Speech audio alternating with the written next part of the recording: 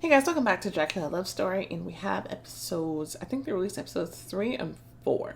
So I'm going to aim for 3 and see how far we can get, because these episodes are usually pretty long. So, yeah. So the troublesome castle and new surprises. Go ahead and play. So, Vlad is back in our vicinity, so we have to see how stupid our main character decides to act. I'm going to once again try to be my best behavior. But here we go. Chapter 3, Philanthropist. Our time. City of Lastville. Black Castle Crypts. I was looking at Leo, Sandra, and Vlad with my breath bated, not daring to blink. I was afraid to disappear at any moment and that I was just having visions. They're here? They're here. Until then, I hadn't realized what was going on. I was still shaking with adrenaline. But when my friends showed up, I felt how scared I was and how badly I needed their support. Tears welled up in my eyes, and I pressed my palms against my lips, trying to contain them. You flew here for me. Leo and Sandra ran to me. Melody, are you hurt? I'm not, but I think Justin... I turned to my savior, who was lying on the floor. I'm fine. Oh, good. I was worried about him. Apparently, he'd already recovered and was trying to get up. His eyes searched the faces of the newcomers, and suddenly they narrowed, and Justin stared at the floor. Grimacing almost fell back, but the commissioner caught him in time. Hush, son. Don't get up yet. Are you dizzy? Yes. No. Meanwhile, Sandra was holding me. Thank God you're okay. We were so scared for you and Millie. Sandra, you're here? But what about your dad's funeral? She was embarrassed. I couldn't stay. I don't know how to explain it. I just felt like I was supposed to be here. Then I ended up in Leo's embrace. It gave her such a fright. I almost wouldn't say when they took you away right under my nose. Yes, Leo, we got scared too, but all's well now. I shouldn't have got in there. He let me go and I looked at the entrance. Vlad was still standing at the door, not moving, not coming closer. His face looked like a lifeless mass. There were only dying embers in his eyes. I couldn't hide behind Sandra and Leo anymore. I had to look him in the eye to acknowledge his presence. He's here. Vlad has flown after me. With the tornado of emotions, confusion, bashfulness, fright, but there was much more joy, unexpected, unwanted. So stupid. I'm glad he followed me even though I ran away from him. And the fear that made me do that is still here. I have no idea how to talk to him, how to act. But my heart wouldn't listen, beating happily simply because Vlad was next to me. Even though I tried my best not to look at him, my eyes would dart towards him again and again. There was nothing I could do about it. So, are you going to say thank you? For real? She ain't gonna say shit to him. We're just gonna look at her, or we even try not to look at him. A simple thank you was too hard to fucking manage.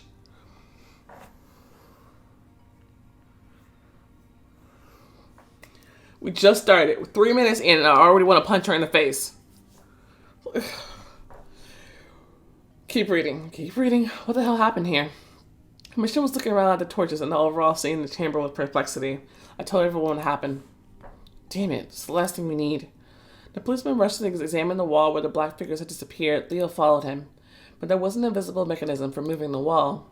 Vlad approached a pillar, eyeing the symbols around it suspiciously, and Sandra stopped by the dark, fresh spots on the floor. If no one's hurt, whose blood is this? The victims. The girls? Justin shook his head. No, I think it grazed one with the small sword. I approached him. Mr. Wright, Justin, yes, thank him, but you couldn't have said that to Vlad either? You know what? Fuck this bitch. I can't. I am so done with her. I've just written her off as probably the worst main character in the entire series. I'm not even familiar with the one from My Hollywood Story. It was the story I hated more so than her. But, I physically hate this main character with a passion. And it makes it really hard because I enjoyed the story around her. I just hate her so much.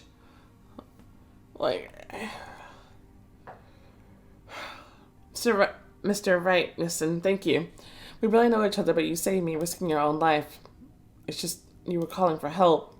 All of a sudden, he frowned strangely, looking over my shoulder. I turned around and found myself face to face with Vlad. Thank you, bitch. 4 fucking words? I looked down hurriedly and took a step back, and Vlad spoke to Justin. Oh my god. So fucking stupid, I can't. So right, thank you, Eve. His voice quavered. Vlad offered him a handshake. I owe you. Yes. The answer came out sharp and off-key. Justin turned away, looking embarrassed and clenching his fingers worriedly. Vlad's hand remained unshaken. Commissioner was already hurrying to the exit. Went to look around. Maybe they haven't gotten far. We're coming. Yes, we'll help. Justin and Sandra ran after them, but everyone stopped by the door looking at me. I was left behind alone.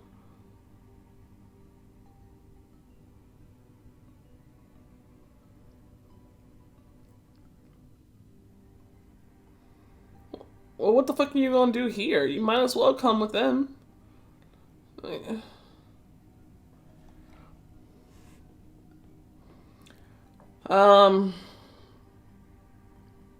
this is luck versus bravery.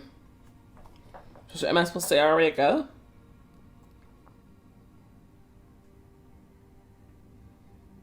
I mean, not that you'll be useful. You're completely useless. Like all the time.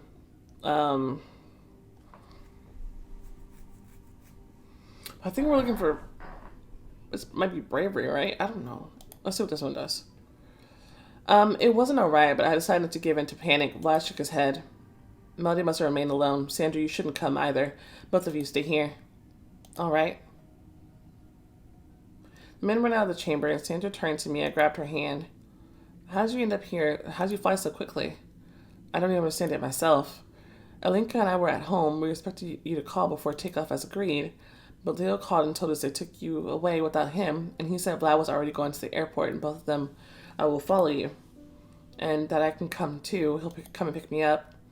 Well, I ran to the pack, and soon, Vlad and I were on our way to the airport. Leo was waiting for us there. Did he mention why he was held back? Yes, before you arrived at the airport, security got a message about a wanted man who looked just like him. But then it turns to be a hoax. Well... I rubbed my forehead, getting lost in my thoughts. But how did you fly? There were no tickets. A technical flight. The plane was empty save for the crew and us. A technical flight? To Laswell at this time? How'd they let you in? No idea. The plane was already waiting for us. The guy said everything's settled, but I'm not sure with whom and how. We didn't really have time to figure it out. We were too worried about you. How'd you know they were taking us to Laswell? The airport security service told us your destination, the plane owner's name. That's overly helpful. So either Vlad has some influence here or somebody's pulling strings. Unfortunately, I think it's more likely that somebody's pulling strings. We had no idea if you were fine, so we had some painful hours of flying. Yeah, because for some reason she didn't decide to call anybody because they told her not to. And even when she did, like, she waited too late to do so. And here? How'd you find me here? And when she got here, I would have asked for my mom's phone instead of letting them hustle me out somewhere because you knew you had people worrying about you. But no, she's too stupid to think of any of that. When we landed, the car was already waiting for us. Just like with the plane, someone had taken care of it beforehand. The driver told us you were at the Black Castle at the council. And he gave us a dossier on the rich guy who took you away, so we had some reading to do on the way here. I had more and more questions. Plane transfer dossier? Who could possibly make all this happen so quickly? When we arrived, we bumped into Commissioner Dugan. He was looking for you everywhere and eventually led us here. That folder on Ruthven, what was in there? He's a slippery dude. Looks like he got his own thing going, covering it up with charity. By the way, that's not his real last name. Really? Yes, his parents have a different one. He took the name Ruthven as a pseudonym. It's from some vampire novel, and apparently he's obsessed with vampires. He's been running around with the idea of a vampire-style luxury hotel for a long time, and I've been looking for a real old castle for it. You know, there aren't many castles like this in the States, so this building was a godsend. Long story short, Brisbane plied your mayor with sugar promises and started restoring it, but we couldn't figure out why he needed you and Millie. The will. It's all because of the will.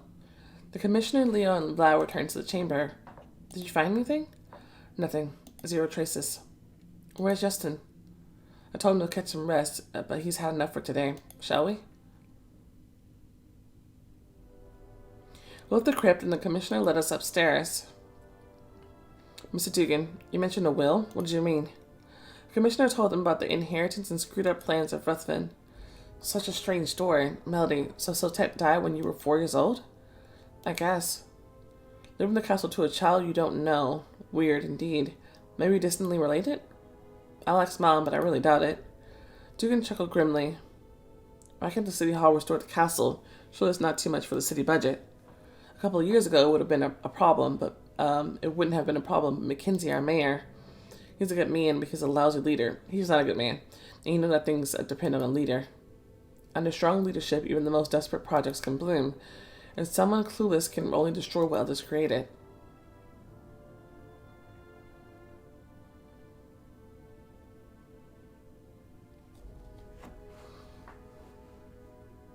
Sometimes weakness is worse than evil.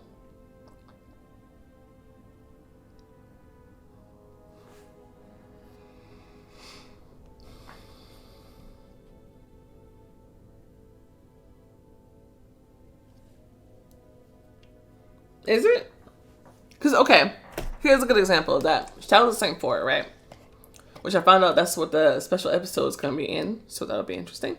But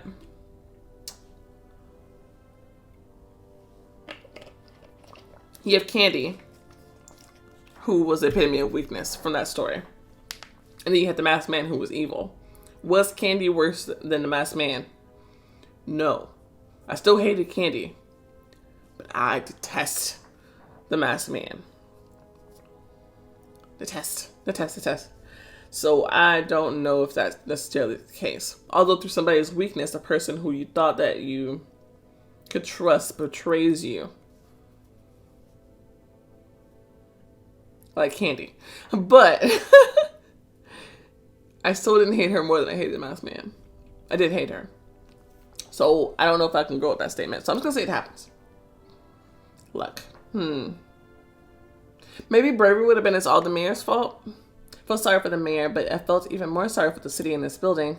I looked around the magnificent walls and the strict yet delicate arches over our heads. The castle is very beautiful, and its architecture is rare. It could become the jewel of the city and attract people here. Yes, but you can't make a lot of money off a museum. So the only ones who want it are the same as Ruthven. They want to rebuild it and to assimilate it to their business. But after all the stories, I'm afraid even people like those don't want it anymore. Stories? Were the others except for today's? Commissioner caught himself and fell silent and sighed. You know, soon anyway, the whole city is talking already. About what? When the castle was open, strange things started to happen. First, the workers started hearing stuff, footsteps and female laughter. Then some of them said they see a girl from time to time. The two guys even thought that she had been living here for a long time, hiding from everyone. The rest laughed at them, and then they bet that they could trace her. So they slewed around for a while and then went missing last week. Did you find them? We did the next day, here at the castle. But they were so scared they still can't remember their own names. Vlad and Leo frowned, and Sandra and I exchanged frightened looks. After that, the city folks started saying the castle was cursed and that ghosts were living here. Do you believe them? Dugan smiled crookedly. I believe that if something's going on, it's beneficial to someone specific, and I can even guess who it is, but mere guesses aren't enough. Rumors about ghosts would benefit only a vampire hotel, and they scare away possible competition for the castle. The commissioner squinted in surprise. You're smart. Yes, it'll be hard to find another company to restore the castle now.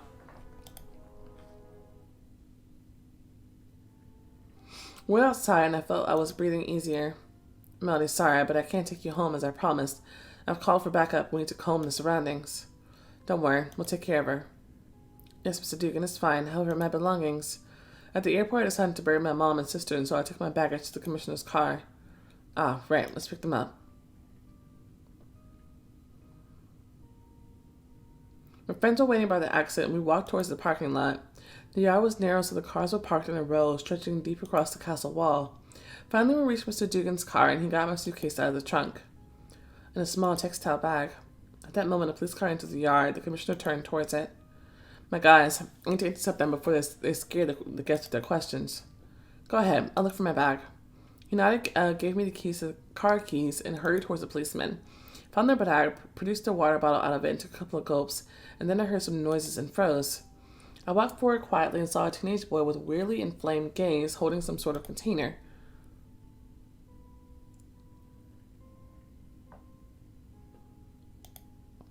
was standing by one of the cars, and I remember it was a car our mayor Mackenzie came in. The boy splashed something from the container on the hood of the car. It smelled like gasoline. Then I saw a lighter in his hands. Oh no! But a bright flame already lit the bumper. What do I do? Oh no! I don't want minus bravery. No. I don't even want to save this car. I don't care if the mayor's car burns down for all I care. He's an asshole.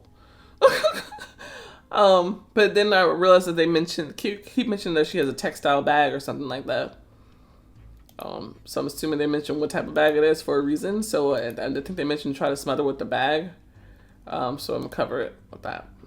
Reached forward and covered the flames in my bag, pressing it down and patting on it. A second later, and the fire died down. Den's texture is good at dousing the flame. You stop the fire. His eyes lit up with anger. He rushed to me, trying to push me away from the car. A girl ran out from somewhere and stood between us. No, Brock, stop it.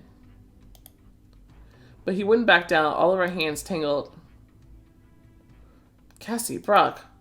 Another guy older than these two showed up between the cars. He separated the teenagers instantly, and I was able to step back. B, you came. Young man held the teenager by his shoulders firmly.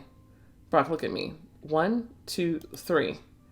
It was counting. The boy's face started changing slowly. At some point, he seemed to shake off the trance off and looked around frighteningly. His eyes stopped at me. Miss, I'm so sorry. I didn't mean to. And the older guy was already next to me. Lady, are you hurt? The teenager scratched his hands nervously. I did a horrible thing again. I'm terrible. Don't listen to him. My brother's good. But he has control issues. When he's really upset, he kind of blacks out and then felt pain for both of them. It's fine. Don't worry. I'm okay. Oh, thank you. You put the fire so bravely and so quickly. Yes, we're lucky you were here. Thank you. Excuse me. Are you their relative? No, I'm the teacher. The name's Byron Hayes. Oh. He returned to the car and examined it with astonishment. Mayor Mackenzie's car? Brock, why? I got a call from Rich. He's here helping with catering at the banquet. He said all the waiters were talking about how the mayor screwed up with his castle deal and there's no money for the center now. I heard the conversation, so when Brock disappeared, I knew right away where he'd gone to. I ran after him and gave you the call on my way here. At this moment, we saw the mayor with 2 advisors approaching. As he saw us, he left them behind and came up to us, forcing a smile. Oh, Mr. Hayes, what brings you here? Mr. Mackenzie, tell me it's not true. Tell me there's money for the center. He was barely keeping a calm voice. I know you put so much effort into it, but unfortunately I can't promise anything. But you've promised. We've got everything prepared for the opening. They need it, a center to unite teenagers from various social classes. We got lucky and Lastville was accepted into this big, innovative program, but the city itself needs to allocate a part of the funds. If we don't deposit the necessary sum by tomorrow noon, we'll be excluded. It's not much of a loss for children from fortunate families, but those who are less lucky. Just towards the teenagers. They can't make it out of their own from the abyss of life has thrown them into. A center is their only chance. The mayor won't help you, Mr. Hayes. Talk to Miss Burnell. It's because of her decision that I can't transfer the necessary funds to you. Wolfman appeared next to us as if out of thin air. From his eyes were troubled, but he was smiling contently. What a shame this important center won't be open because of a silly hitch. If you're so worried about the center, why can't you just help unconditionally? Oh, I could, but I won't. Because everything has its price, and I want you, Miss Melody, to understand. The price of your whim will be poor kids losing their chance for a better life. No, that's the price of your whim? That's still not on me. That's still on you.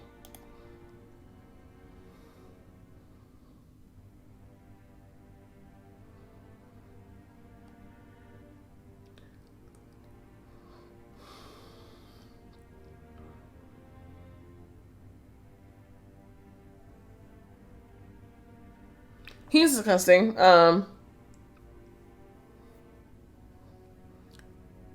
need to come up with something because I'm not taking that deal. I'm not taking that deal. There's no way. I don't know what's a better option here though.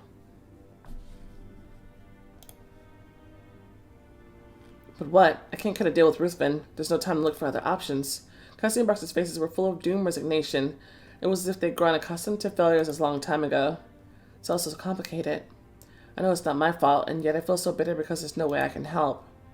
This is your last chance to change your mind, Miss Melody. You heard it. The deadline's tomorrow's noon. No money, no sinner. There will be money. Everyone turned around. Vlad was standing next to me. Ruthven's face grimaced despisingly. Oh, really? Whose? Yours? Do you have any? I have enough. The mayor, the teacher, and the teenager were sharing surprised looks. Oh, what a beautiful gesture. The kids have a savior. But one sinner is nothing. It's a drop in the ocean. The city will lose the rest of their projects anyway. Thousands of vulnerable people will be left helpless. They won't be. I'll cover all the expenses your foundation has planned for the city. The mayor's face fell. Ruthven giggled nervously. What? Now you're going to restore the castle? All of it? I will if necessary. Vlad's voice didn't sound pompous at all, just slightly tired. Oh, and what are you planning to build? A hotel? A restaurant? Or something more original? It was supposed to be a museum, so it'll be a museum. Nothing else. Vlad's offer confused me. His help could save everything, but why does he need it? What if it's because of me? Of course it has to do with you, stupid asshole. Shut the fuck up. Dumbass bitch. Excuse me, with whom do I have the honor of speaking? My name is Vlad. Vlad Basarab. Basarab. The mayor clearly was expecting more, but there was no continuation. So, what makes you interested in our city, Mr. Vlad? What can Laswell offer you in return? Nothing. I was like, you ain't got shit to give. Because you done pissed it all away like an idiot. Vlad glanced at me shortly and repeated, I'm not asking for anything in return, and I never will. She's saying that to me? No shit! Do you even realize the amounts we're talking about? Throwing them out just like this without any profit? Are you kidding me? As I was looking at both of them, I suddenly realized just how much character mattered over facade. Vlad and Ruthven looked like peers in age and status, and they're clinging to the castle. They seem alike, but in fact there are no people less alike than they are. Nothing about them seems alike. What? Vlad speaks simply and briefly, but there's so much honor in his deeds. Ruthven huffs and puffs, but he's pathetic. Who will ever believe in your unselfishness? I will. I do. And I'm willing to give Mr. Vlad the permission to restore the castle. As I said it out loud, I grew scared of my own words for a moment, but I immediately exhaled and realized it was the right call. Whatever the case. Trust Vlad, for fuck's sake. Yes, he was hiding the truth about himself, but he's always been honest about everything else. I'm sure he'll never make me feel like I owe him for this help. Even though you do. Looked him in the eyes. There were no judgments, pleas, or expectations from me. Just a desire to protect. And I felt my fear of him fade away, for fuck's sake. Chased away by the warmth I felt when I realized that I was again under Vlad's protection.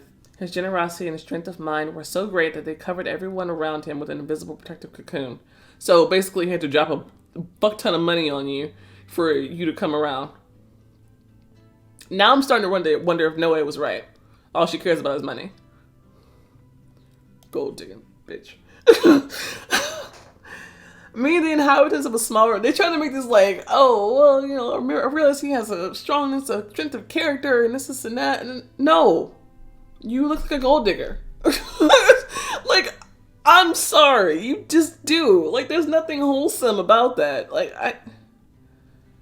me and the inhabitants of a small Romanian village, and even teenagers from another country he didn't know.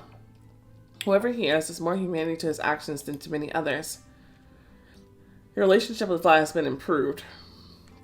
The mayor still couldn't believe that the matter had been settled so easily. That doesn't mean that you're scot-free, asshole. Actually, somebody else needs to run for mayor. Like, and I want to do everything in my power to make sure you never get into the mayor office again. Because seriously, you are trash. You are actual trash. So Vlad, you're not joking? Is your offer serious? Yes, it is. We can settle it right away. Mackenzie beamed, straightened his back, and even seemed taller. Oh, wonderful. We're lucky everyone we need is here. Ruthven hissed something in his ear irritatedly, but the mayor waved him away and turned to the teacher. Congratulations, Mr. Hayes. Your center will be open. We'll fill in the papers tonight and transfer the necessary sum tomorrow morning. Byron gave him a heavy stare and turned to Vlad. Thank you so much. We'll never forget it. See, he knows to thank the right person. Because the mayor is trash and garbage and was doing nothing useful. And like, Because he pissed away all the money, so he had to rely on some asshole. See? Brock's grim face lit up. Cassie was smiling happily. Suddenly she took a step towards Vlad and gave him an impulsive hug. Thank you, thank you. Embrace clearly caught him by surprise. Vlad froze, but after a moment, a barely noticeable smile appeared on his lips. Aww. He needed that hug. He was smiling for the first time since that night when we sat by the fireplace in his room. The smile on his pale, melancholy face was like a flower pushing through asphalt, a sign of life in a place no one expected to see it anymore because of you. Cassie was so, she was warm and sincere. What the fuck? Impudent and vulgar. What the fuck? Why is that even an option? Good job, Cassie. I was glad to see her childish enthusiasm. She immediately turned to me and gave me a hug as well. Thank you too, Miss Burnell. You're a miracle. She ain't do nothing. You reacted to the teenagers positively, and they answered in kind. The mayor waved his hands excitedly. Let's go and bring the good news to the others. This is the way we say goodbye. Teacher sneaked a look at the traces of the recent accident by the mayor's car. We should get going. I don't give a fuck about that car. There was a crowd by the castle entrance. The city council was over, and the guests were leaving. The mayor asked his advisors to ask the required signatories to stay. Sandra, Leo, and Commissioner Dugan approached us. It took you a while. Is everything okay? Yes. The mayor started telling them about Vlad's offer excitedly, and Sandra took me by my elbow and quietly pulled me aside. Melody, is everything alright? Your hair's a mess, and this... She pointed at my clothes, and I noticed a big dirty stain on it. Oh, I guess I smudged it across the car when I was fighting teenagers. Come again? I'll tell you now, but first we need to fix my clothes. Commissioner Dugan took us to one of the spare rooms in the castle and carried my suitcase there. I got to cleaning up and changing. Business style. Interesting outfit. Effortless outfit. Or a daily outfit. Oh, the daily outfit, the free one looks better than this one. Let me stop. This is cool though. I like this. And look, this is pretty.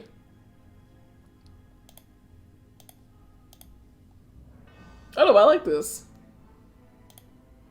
It's just cool.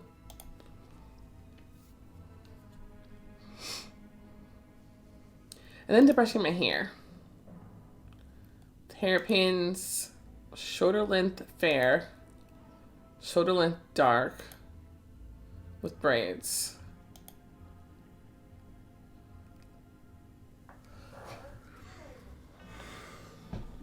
I actually don't like that.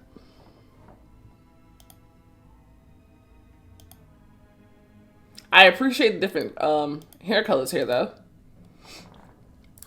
At least a few different options. I actually like this one.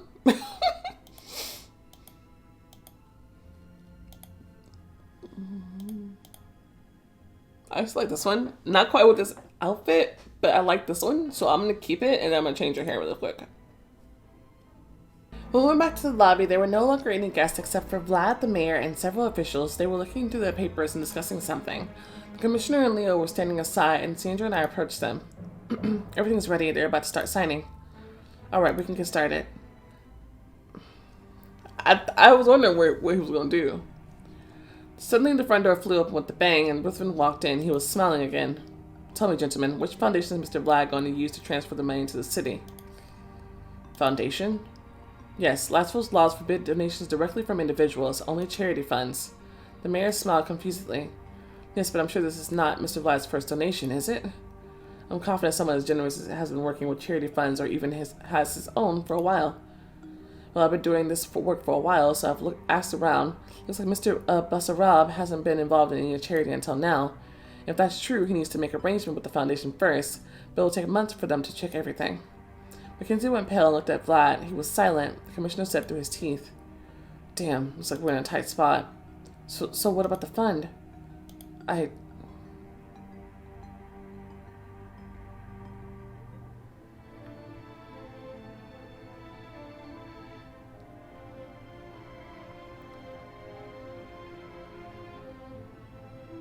don't like this. I don't like being indebted to him.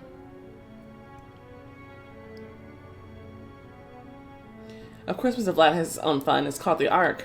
Here are the papers. Noah flashed a smile and shook a massive stack of papers. Everyone froze in confusion. No one in the hall could figure out who was he and where he came from. Noah?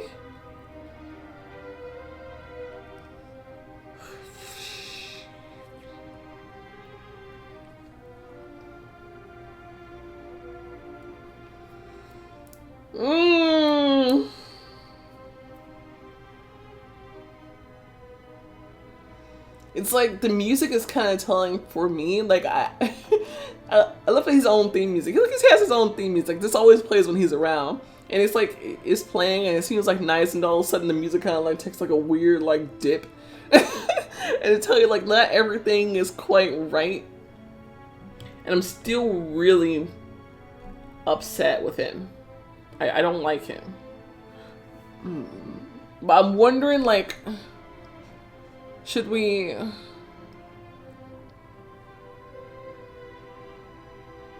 He can't be trusted, but he's already been a big bad for a season. So I feel like now he's probably more of an antagonist. Unless he's the one who's been pulling the strings and got everybody here.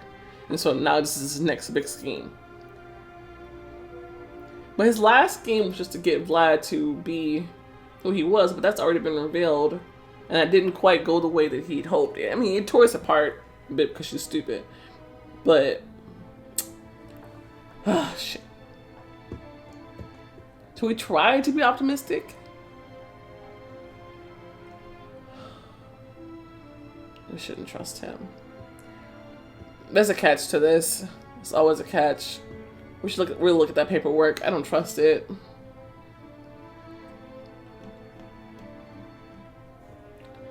Oh, Lord. I'll try. Somehow I was sure he came with peace. Something in his eyes tells me he's changed his attitude. You're glad to see Noah. I'm not. I'm gonna try. I'm gonna try. I'm gonna hope that we've been to our lowest point with him. And I'm gonna... one thing I can agree on is that there actually is some sort of connection between him and Vlad. And I'm gonna hope that that's not gone forever. And maybe he can be some sort of weird, sort of anti-hero type thing. At least antagonist. Not so much villain. Noah's and Vlad's eyes met. It was a silent dialogue, short but very important to both of them. Noah looked determined and at the same time doubtful. Darkened light sparks were running through Vlad's eyes. Finally, Vlad nodded almost imperceptibly. The next moment, Noah had his signature smile back on. He walked past the advisors nonchalantly, winked at Ruthven, and offered the folder to the mayor. If you'd be so kind to read through this, everything's official. The mayor started flipping through the pages while Ruthven was looking over his shoulder. Noah approached him. Ruthven was looking over his shoulder? Oh, over his shoulder at the pages. Noah approached us. Well, hello there. Glad to be among you again. Are you talking seriously or taunting us? Noah, where'd you come from? Well, the concept of running across the world to help your friends out is not patented. Ruthven looked up from the papers. The foundation was established today? Yes, is that a problem? Mackenzie waved his hand with irritation. No problem, the papers are fine. So, Mr. Vlad, we're offering the same conditions that the Ruthven Foundation had. You restore the castle and open the museum here. In return, you may use a part of it for your own needs. I've already told you I'm not going to do that. Alright, it's your call, but I hope you at least won't turn down an offer to live here. There are several hundred rooms in the castle. The museum's not going to suffer if you take up several of them. Quite the contrary. In fact, it'll be easy for you to guide the restoration. Vlad hesitated for a bit and said, I think you're right. Thank you. Sandra whispered excitedly, oh wow, Vlad's going to live in a castle again. Right. Yeah. Oh, wonderful. I've heard Mr. Ruthven has already set up several rooms for the hotel. You're freshly renovated, but the Gothic style is intact. But I think you're gonna like it. Hope it's a nick for me as well. Of course, only one of the rooms is occupied by Justin Rai as of now, since he's working with the archive. The rest are vacant. And Mr. Vlad is free to lodge anyone he wishes in there. Lodge, whatever. I can't. Well, several other rooms are occupied by Mr. Ruthven, but he doesn't have grounds for staying here anymore. So I think he'll move out soon. Ruthven was staring daggers. seemed to burst with hatred towards us all. I've already put a ton of money in this damn castle. Well, you don't have any official contract. It was charity, yes? The city is very grateful to you. Maybe they'll even put up a memorial sign. Shaking with powerless rage, Wolfman stepped to Vlad. Who the hell are you? It's so ironic. Like, he wants to know the secrets of vampires, but yeah, he's like in front of like the vampire, and he's treating him like crap because he doesn't understand who he is. Where'd you come from? When did you pull all this off? But Vlad's face remained impassive. You're being rude, Mr. Ruthven. And you're also a dishonest and indecent man. However, you've delivered my friends safe and sound to their hometown, so I won't hurt you or kick you out this instant. But my advice, don't stay for too long, for your own good. Exactly. A couple of hours ago, your precious Melody Burnell was in my plane. I could have done anything to her, even just sent her to the ocean. Why are you saying that? Moved his hand in front of Vlad's face, but Vlad caught it and held it. He looked calm in the first moments, but then something happened. He stood there looking at Ruthven's hand like he was hypnotized. His face became strained, and he breathed in forcefully. There was something in Vlad's eyes that reminded me of the reason I escaped Romania, an inhuman gaze. Next moment, he grabbed Ruthven by the lapel, yanked him up, and threw him to the ground. He fell, hitting his back with a thud. Vlad stepped to him. Help! Anyone! And a second between them...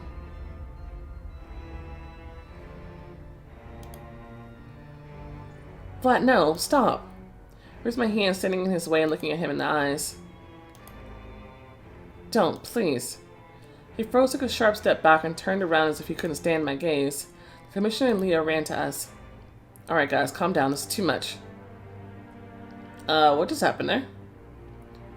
Wolfman had already gotten up and was he hadn't flipped out like this. This is the last time that Noah was around. Wolfman had already gotten up and was walking backwards towards the room, yelling in a thin, broken voice. At first I thought he had did something with his hand, but he seems too scared. I'm not leaving. I won't give the castle away. You don't own any part of this building. You have to leave. Like, there's nothing else left for you to have any grounds of staying here. And nobody's letting you stay here.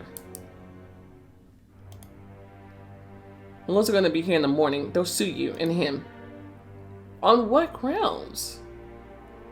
You didn't sign a contract because you didn't want to be held down until you got what you wanted. So that's on you. He hit his back against the door, opened it hurriedly, and rushed inside. We heard a loud bang and the turn of the key in the keyhole. Then there was silence. Everyone turned back to Vlad. He was still standing with his back against us, and his shoulders seemed to shiver as if from electric current. Ladies and gentlemen, I think we all should take a time out. Everyone needs time to calm down and come to their senses. Vlad and I are going to go over to that room. We'll be back in 20 minutes to finish paperwork. Good idea. Yeah, sure. Noah nodded, hurried over to Vlad, and soon disappeared behind the door. The man gave the Commissioner a puzzled look.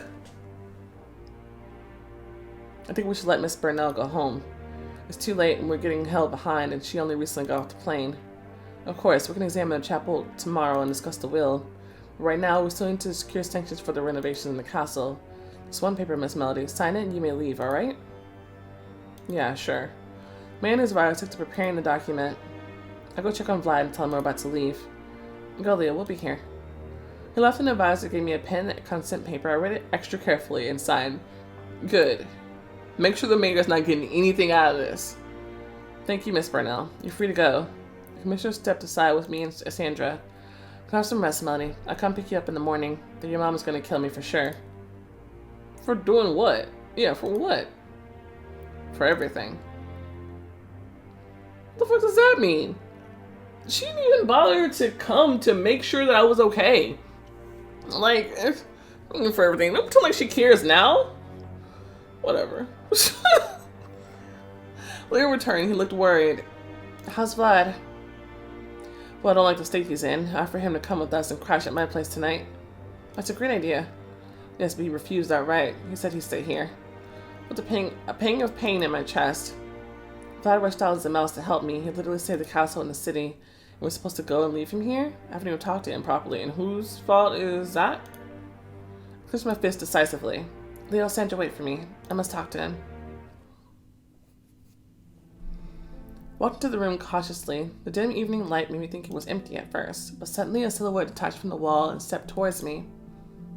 Well, better late than never, right? Noah looked at me with irony in his eyes. Miss Vlad, what's going on with him? Good question. Very timely. Wish you thought about that while you were running away from his castle and then from the country. His words cut me like a knife. Noah boasted things I didn't dare tell myself. And who'd reproach you for that? It's so human, instincts and fears. I walked around him and approached the door to the next room, knocking quietly. Vlad, are you here? It's me. May I? No one answered. I hesitated, then pulled the handle, but the door was locked. Leave him be. What do you want, to reopen his wounds? Suddenly I was overcome with anger. You berated me for my escape, but you were the one who set him up. It's because of you he had to become a monster. No. He's never been a monster. That's what you still don't understand. Like you acting like those are like, just because he looked different, that makes him a monster. So you in this self-righteous anger right now, for once, I'm not even mad at Noah. Like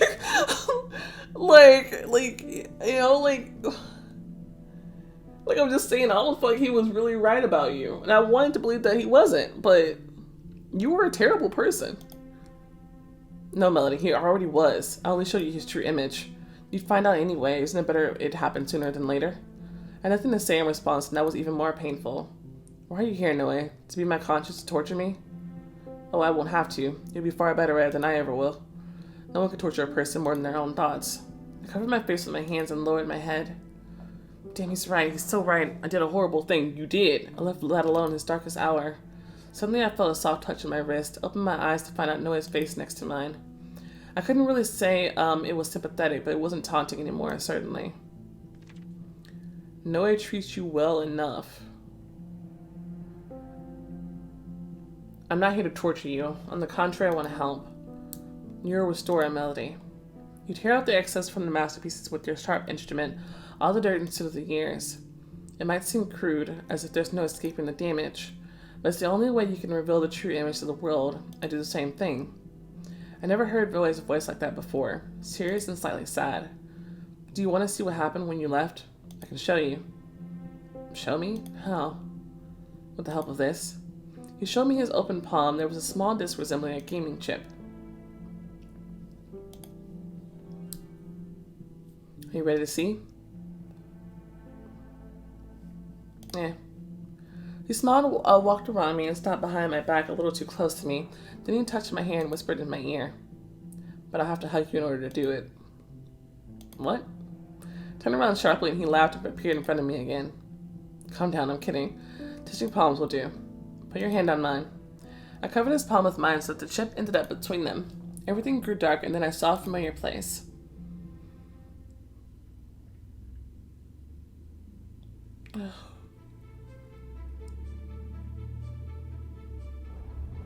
Poor thing.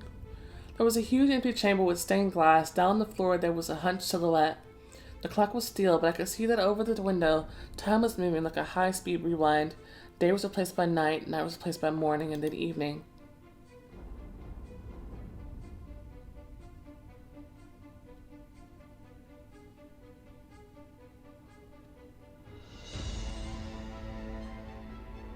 A viscous black shadow was creeping towards the hunched figure, getting thicker, scarier, but the victim didn't even think of fighting back. Shadow enveloped his legs and went up and up. The phone rang. The figure didn't hear it. It was in the power of the shadow. But the ringing was persistent, and soon it reached the man's ears. He felt around for the phone with effort. Yes? In a minute, he pushed up on the floor with force, tearing away from the clingy shadow. But part of it had already rooted in him, and it would stay there.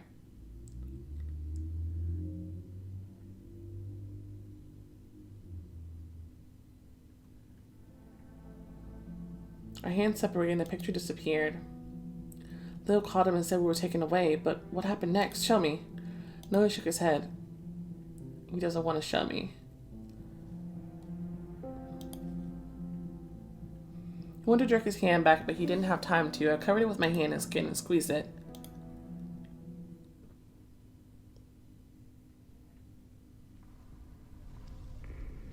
Darkness again, a new unfamiliar place. Racks, hundreds and thousands of file boxes, the smell of dust and paper. There was a hunched figure, a different one this time, sitting on a tall stool with his back to the entrance. The sound of heavy footsteps and the door flying open made it turn around. I saw the face of the person in the room, pale, with a frozen, crooked grin. It seemed this grin had been a part of him for a very long time, and had become his salvation and curse. His eyes were different colors, one dark, one green. They lit up with fear and hope. Noe? Is that what you really look like?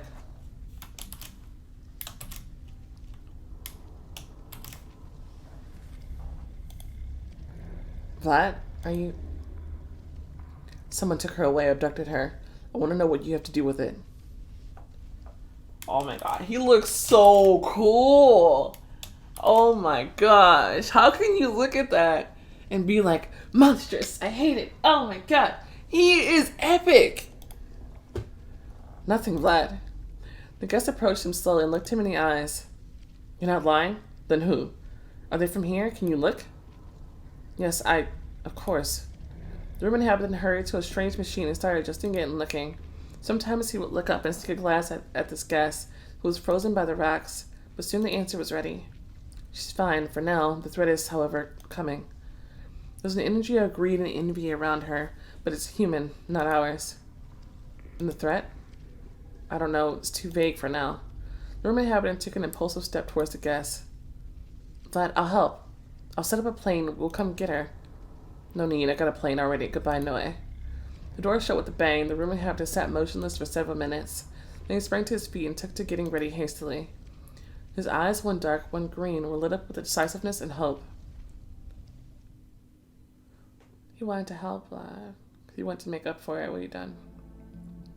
Noe pried his hand from mine forcefully and looked away quickly. You saw what you shouldn't have. No, you helped him anyway, and Vlad accepted your help. He accepted you. Noe stayed silent for several seconds, then turned to me. He always says I'm better than I'm trying to come off as. His faith in me has changed me. And someone who didn't belong in our world became closer to me than the others. Noe suddenly laughed. I was understood that what he was trying to hide behind the laughter, but stayed silent anyway. He understood it too. There was gratitude in his eyes. Seeing the memory brought you closer. Noe, who are you? And where are you from? People call creatures like me evil spirits. It's a very inaccurate description, though. And our world is in another dimension. You can't see it. That's all you should know about it. I stayed silent, processing this new information. So you weren't the one who got them plane. Who did then? And the car? And the dossier on Brisbane? Oh, it's your friend, Leo. He's a very interesting person. Tell me! That's the one thing we haven't gone through. Leo? But how? Ask him yourself. I've revealed one man's past to you already. Figure out the other by yourself. I took several steps across the room. No, tell me, all this money that Vlad used to pay for the paintings for his castle and the money he's giving to our city now, is it all magic? Noe laughed with such pleasure that I smiled as well. And still, girls do wonder about money. No, Melody, the money is very real. Vlad made it himself. When he ruled LAIA? No, in our world. The Dark Ones pay generously, especially to their kings. With human money? He laughed melodically again. What made you think money was invented by humans? Energy is the cornerstone for everything and the main value in any world. Money is energy too, just more material and solid, and humans understand this energy the best. But we use it as well and don't take it from thin air. You've learned new information. I sighed and looked at the closed door separating me from Vlad. I could talk to him somehow, but I can't break in. Noe caught my look, approached the door, and waved his hand next to the lock. I heard a click. Just stood at me, inviting me in. Noe nodded and slipped out of the room, and I pushed the door. The lights were off his chamber. Only a stream of moonlight was cutting through a giant floor-to-ceiling window. On one side of the room was glimmering with soft bluish light, the other was taken over by darkness. On the dark side, Vlad was facing the window, almost getting lost in the blackness around him. I came closer and stopped at the light side behind him. Kind of like that she's dressed in all white. Vlad, I came to say thank you for helping the city, its people, this castle. Relationship with Vlad is close. That instant I knew I didn't have to go on. I knew the words of gratitude, so right and necessary for other people, weren't needed in our case. After the depths of our conversation, my polite thank you looked almost like a taunt. Vlad stayed silent, never turning around. Talk about what matters. For freak's sake, he deserves it. I gulped a lump in my throat and started anew. Vlad, I couldn't stay back then. That me under that circumstance would do the same even if she were given the possibility to rewind time. But I'm changing, and the present me is very sorry I left you. I know, Melody. But both past you and present you are still afraid of me. I hesitated, searching for the words. That's true, but the fear is much less, and with time, a ragged sigh. However much time passes, I'll be the same, a monster. You'll never accept me as I am, no one would. But you're not a monster, maybe just your facade, but your soul is different. Say the way you are, kind, honest, you've just been through too much. Enough, Melody. A sharp wave of his hand and raised voice. It's pity speaking in you. That's not what I need from you. I don't need you to be sorry for me. His last words came out almost as a shot, and I shivered against my will. Vlad seemed to feel it, so he stopped and talked more quietly, but still distantly. You see it. I'm balancing on the edge and may fall any moment. 'Tis a side where you should never be or even know about. So I'll leave soon. Leave? Yes, as soon as we draw the papers and start the castle restoration. And I also need to make sure you're under reliable protection, but LAIA will help with that. And it will take about a week, then I'll leave Lasville. His words rattled me. I didn't want to believe what I heard. Vlad, his palm went up. No, while I'm here, Melody. Try not to come near me, not talk to me unless it's necessary. Be as cold as you can. He added more quietly, almost whispering. And don't look at me like you usually do, please. My throat closed up. He was building this distance between us so that it wouldn't hurt so much. No, it's time for you to be the one to reach out. Because, dude, seriously. He's only like this right now because you rejected him. Like, harshly rejected him. Like, dude. No. You're intent to be closer to Vlad. Don't look, don't talk, wait for me to leave, silently. Like hell. Took a step to the darker side of the room and stood right behind him, almost touching him. I heard him breathe, I felt him burn, and I spoke quietly by his shoulder. Vlad, I don't want you to leave. Please stay. Yes, I was weak. I let my fear take over me, and it's still there. But I'll be braver. I've got something, someone, to be braver for. Your darkness is not all of you. There's much more light in you. And I won't let the fear of some part of you take all of you from me. The one terrifying night mustn't cancel out everything that happened before it, or deprive us of what can happen after it. Just give me some time and I will. His back stretched wider with a deep inhale. He turned around sharply. I was surprised because it happened the moment I poured my soul open before him. I panicked. Shock made me stagger back, but he grabbed my hand and pulled me in again. His strong hands held my shoulders, and bloodshot eyes seemed to be right in front of mine. Oh, his theme song is so good. Memory is tricky, Melody. It wipes away the bad parts and makes the memories seem nicer. It's been only a few days, but the image of the monster has already faded in your mind, and you don't think it's that scary anymore. So let me refresh it.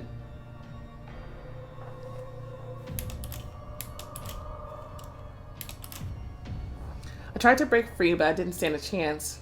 No, stay here and look at me, Melody. Remember every detail and never again forget who I am.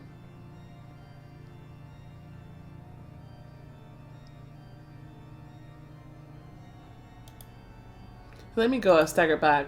In a moment, I ran out of the room, utterly confused.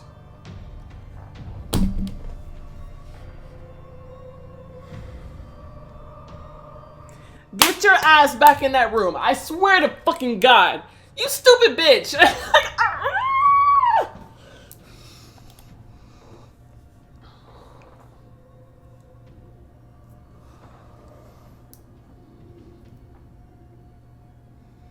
The amount of rage. The amount of rage. It's like, we're still going back and forth. Like, so everything you said just kind of goes out the window when you act like that. You already know he's trying to push you away right now. And whose fault is that?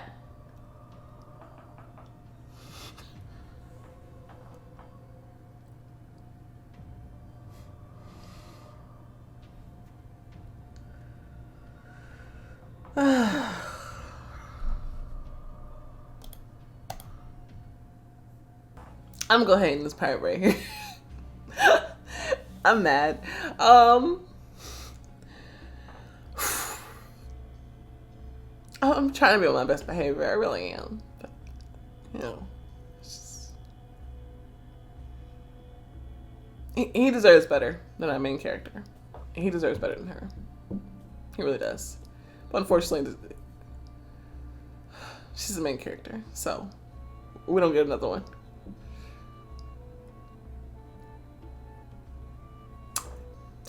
Okay guys, thank you so much for watching. If you enjoyed this video, go ahead and show a like button, some love, subscribe to see more content like this, and I will see you next time.